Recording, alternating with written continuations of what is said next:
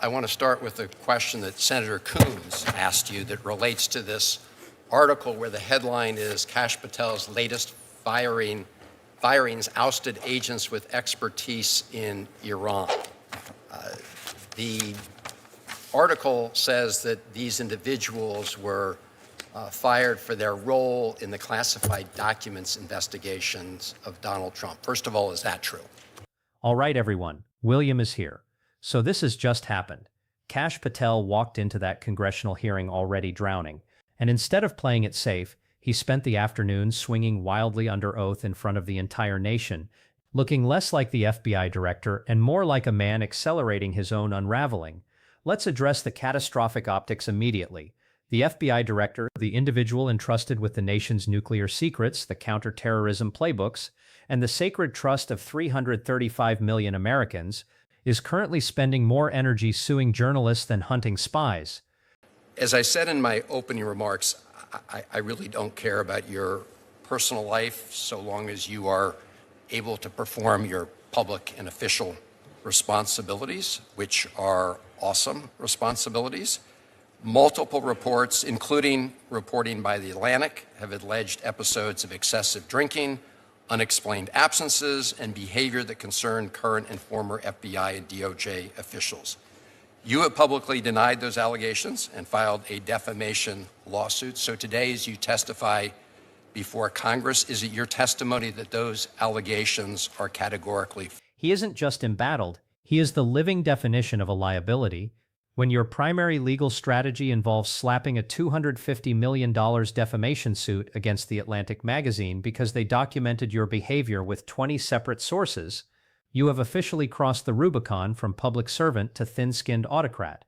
He doesn't have $250 million in credibility, let alone liquid assets. But that didn't stop him from weaponizing the machinery of the state to silence a reporter, Sarah Fitzpatrick.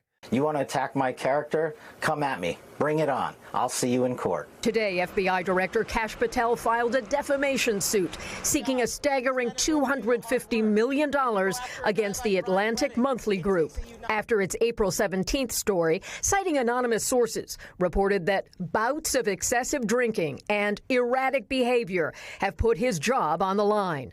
NBC News has not independently verified that reporting. And just when you thought the abuse of power meter couldn't redline any harder, he pivots to the New York Times. Why? Because they dared to write an unflattering profile about his girlfriend, a self-styled country singer and political commentator hybrid that exists somewhere in the uncanny valley between floor wax and dessert topping. His response to that reporting wasn't to issue a statement. It was to allegedly unleash the FBI's polygraph unit to hunt down internal leakers, twisting a counterintelligence tool into a personal vengeance machine. You said Jeffrey Epstein committed suicide.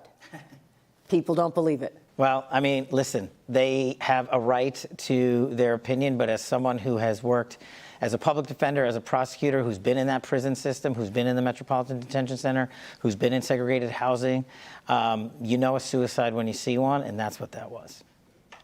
He killed himself. You want me to? I've seen the whole file. He killed. This is not governance. This is a hostage situation. In front of the Senate, Patel had a choice. He could have projected sober, disciplined authority to kill the narrative that he is the town drunk of the intelligence community. Instead, he opted for the scorched earth belligerence of a man who mistakes volume for victory. The atmosphere wasn't deliberative. It was a bar fight that someone mistakenly scheduled in a hearing room, and the moment that will echo through history is his volcanic collision with Senator Van Hollen. This wasn't a mere exchange of views. It was a surgical cross-examination that peeled back the cheap veneer of bravado to reveal the rot beneath. Director Patel, come on. These are serious allegations that were made against you. They're in a lawsuit that you filed. You drinking margaritas with a gangbanger is true and on video. It just goes to show you running a $7,000 bar tab at the lobby bar has been filed by your own office. This goes to show drink during the day. That's you. Mr. This is Chairman, the ultimate example of hypocrisy. Mr. Chairman. The senator from Maryland didn't come to play games. He came to hold a mirror up to an agency that is hemorrhaging integrity, and Patel shattered it with his bare hands. Senator Van Hollen set the trap with the precision of a watchmaker. He disarmed the audience by stating clearly that he couldn't care less about Patel's private life on his own time. Then he dropped the hammer. What happens when your private vices make you operationally incapacitated? He articulated the nightmare scenario that keeps security experts awake at night. The reports of Patel being so profoundly intoxicated and subsequently so debilitated by hangovers that his own security detail allegedly had to force entry into his residence just to confirm he was alive. I can say unequivocally that I never listen to the fake news mafia. And as when they get louder, it just means I'm doing my job. This FBI director has been on the job twice as many days as every director before me. What that means is I've taken half as many days off as those before me. What that means is I've taken a third less vacation than those before me. What that means is that this FBI with this Department of Justice has dropped the murder rate 20 points. I'm on the job. I'm the first one in. I'm the last one out. I'm like an everyday American who loves his country, loves the sport of hockey, and champions my friends when they raise a gold medal and invite me in to celebrate. Van Hollen contrasted this with the stoic professionalism of previous directors like Mueller or Wray, men you simply could not imagine binge drinking at the Poodle Room in Las Vegas for multiple lost weekends. The insinuation was lethal. The man standing before us is not just morally compromised, he is physically unreliable. This is where the hearing veered into the surreal. Presented with allegations of alcoholic dereliction, Patel's strategy was not denial based on fact. It was deflection by slander. Gasping for air, the FBI director looked at a sitting United States senator and, under the protection of the chamber, but the penalty of perjury, tried to flip the script. He accused Van Hollen of being a hypocrite. He conjured a fantasy about a $7,000 bar tab run up on the taxpayer's credit card at the lobby bar in Washington, D.C. It was a cheap, tawdry attempt to drag Van Hollen into the gutter with him. But here's the fatal miscalculation. Patel was lying, and he was lying about easily verifiable receipts. Van Hollen didn't have a bar tab. He had a campaign fundraising dinner for 50 people. The check wasn't written by the Treasury. It was covered by political donations. Patel stood there, red-faced and sweating, and fabricated a bar tab to discredit a man who had him dead to rights. But Patel's mouth, lubricated by adrenaline and desperation, couldn't stop there. In a breathtaking display of logical whiplash, he dragged the tragic case of Kilmar Abrego Garcia into the mud pit. He spat venom at Van Hollen, accusing him of sipping margaritas with a convicted gang member and rapist in El Salvador. Let's dissect the sheer staggering falsity of that attack. It was a lie wrapped in a slur. Kilmar Abrego Garcia is not a convicted rapist. He has no criminal record for sexual assault in El Salvador or anywhere on American soil. He is a man with a complicated marital history, yes, and an indictment for human smuggling that is currently crumbling under the weight of a judicial ruling regarding vindictive prosecution. A ruling that is expected to drop any moment, and which will likely expose the Trump administration's retaliatory motives to weaponize this man's life, to Photoshop a sombrero onto images of a senator visiting a detention facility, and to scream gang member on the record, is the act of a man who has confused the FBI directorship with a gig at a shock jock radio station. The visual chaos was unbearable. Patel challenged Van Hollen to a duel of diagnostics. Take the audit test, Van Hollen demanded.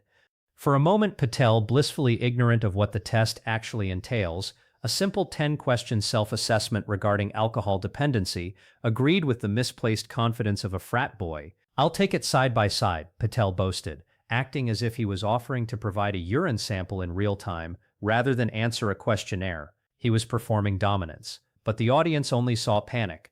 The senators are not accustomed to being barked at by unhinged bureaucrats. The Trump administration has confused acting like a defensive bully with displaying strength. We saw it with Bondi's wild counterattacks, and we see it refined to a lethal cringe in Patel. Yelling over a senator might play on a 5-second social media clip, but the long-form video is a death sentence. It proves Van Hollen's thesis. If this is how he reacts under the sterile lights of a hearing room, how does he react when the phone rings at 3:00 in the morning with a nuclear alert and a blood alcohol content above the legal limit? The stench of corruption didn't end with polygraphs and defamation suits. Senator Coons, with a velvet stiletto carved into the Olympic boondoggle.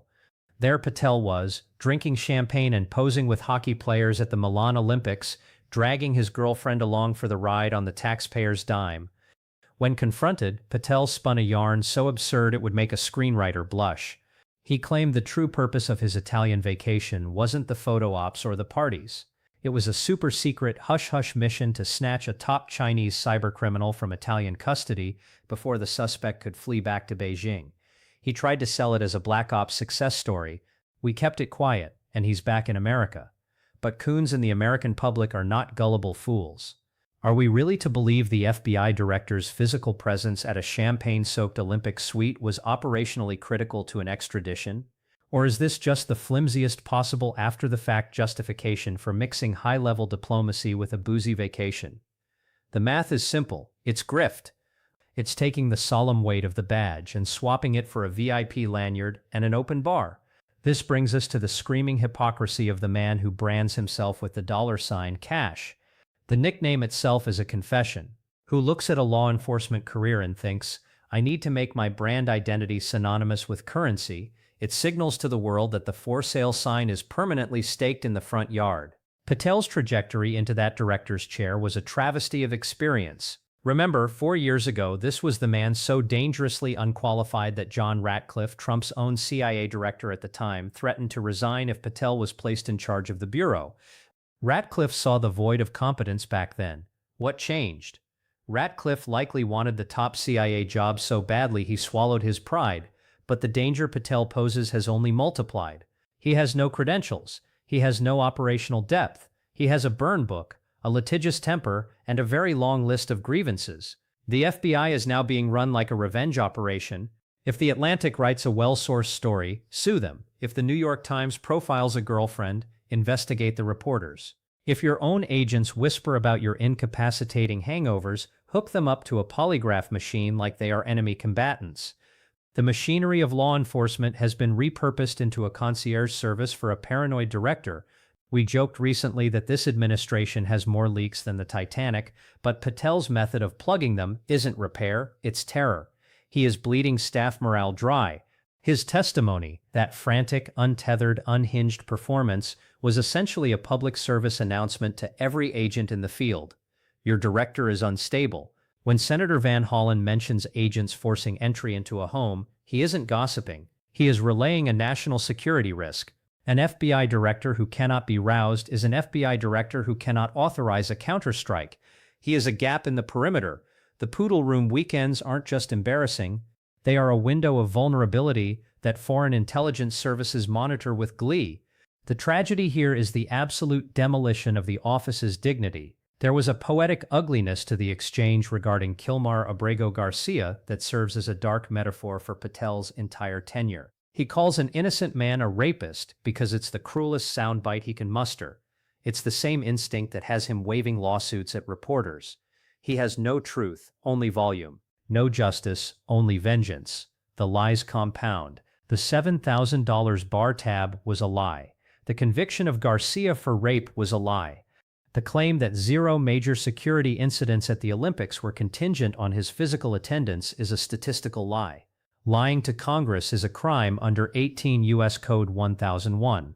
Patel wasn't just performing poorly, he was surfing the edge of criminality live on C-SPAN. Van Hollen had to literally correct the record in real time to stop the false narrative from settling into the permanent record.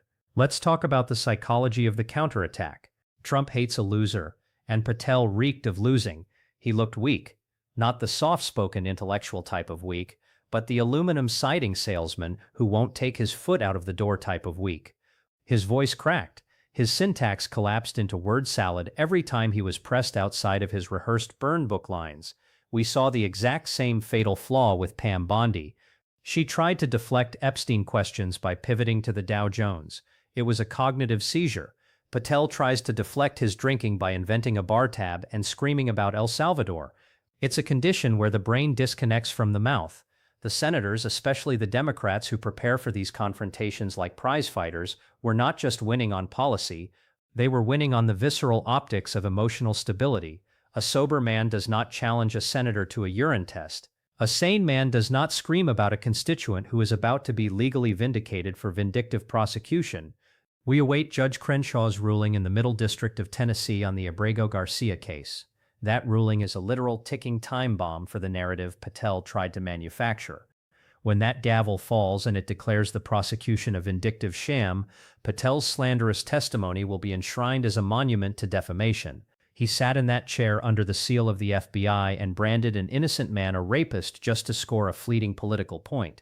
The justice system moves slower than cable news, but it grinds exceedingly fine, and Patel is in the mill. The structural question viewers must ask is not just is he corrupt, but how is he still there?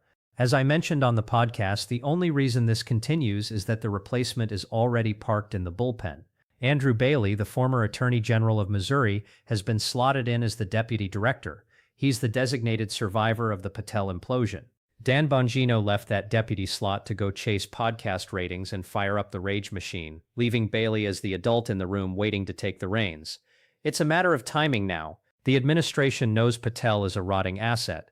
Trump will eventually look at the poodle room situation and decide that loyalty is not worth looking like a fool. Trump hates being associated with a loser more than he hates disloyalty, and Patel is radiating loser energy like a radioactive isotope. My bet, the slow hot dog days of summer. One more security detail leak, one more catastrophic clip, and the trapdoor opens. And while we wait for that inevitable crash, we have to grapple with the national security situation we are in. The FBI is responsible for protecting us from drug cartels, terrorist cells, and hostile nation-states. Yet the director's primary mission appears to be counterpunching reports about his girlfriend's odd career pivot. She's a wannabe country singer and political commentator. I didn't know those two genres could exist in the same sentence, but here we are with the full investigative weight of the Bureau allegedly bearing down on anyone who critiques her. The polygraph issue is the most chilling detail. The polygraph is a tool designed to vet spies. Using it to hunt for leakers who embarrass the boss personally is a criminal perversion of the tool. It sends a chilling message to every agent. If you see the director incapacitated, if you know about the Vegas weekends, you keep your mouth shut or face a federal inquisition. This is how you corrupt an institution beyond repair. The Olympic trip is a microcosm of the grift. 0 major security incidents, he boasted. Of course, there were 0 major incidents because the Italian security services and the DHS attachés did their jobs. Patel just flew in to claim the trophy, drink the champagne, and take the credit. The CCP hacker fairy tale is the sort of story you tell a child to justify an expense report. They pulled a guy out of Italy, something diplomats do via cables and phone calls, and Patel wants a Medal of Honor for floating around the hockey arena. The girlfriend was there, expenses presumably buried deep in the travel logs, and the American people are left holding the check for a party disguised as a security operation. The absolute low point, the rock-bottom moment of this ungodly spectacle, was the challenge to take the audit test side by side. Patel clearly had no clue that the audit is a paper-based psychological screening tool. He thought it was a physical exam. He was ready to roll up his sleeve or enter a bathroom stall with a senator. The ignorance is mind-boggling. It betrays a fundamental ignorance of basic executive health protocols. It also betrays a guilty conscience. An innocent man, secure in his sobriety, would smirk, pick up the pen, and check the 0 drinks box. An unstable man challenges people to duels he doesn't understand. It's the definition of being unhinged. Van Hollen didn't just score points, he conducted a public evaluation that Patel failed spectacularly. The comments are starting to roll in, and the analysis is brutal. People note the hypocrisy of the rape accusation by pointing out figures like Ghislaine Maxwell, convicted of child sex trafficking, yet reportedly enjoying private prison perks. The point is the selective outrage. Patel uses the term rapist not out of a concern for victims, but as a blunt instrument to beat a political enemy. It's the weaponization of language that eventually numbs the public to real atrocities. When the FBI director lies about a $7,000 bar tab that was actually a fundraiser and lies about a rape that never happened, he forfeits his moral authority to speak on any crime anywhere.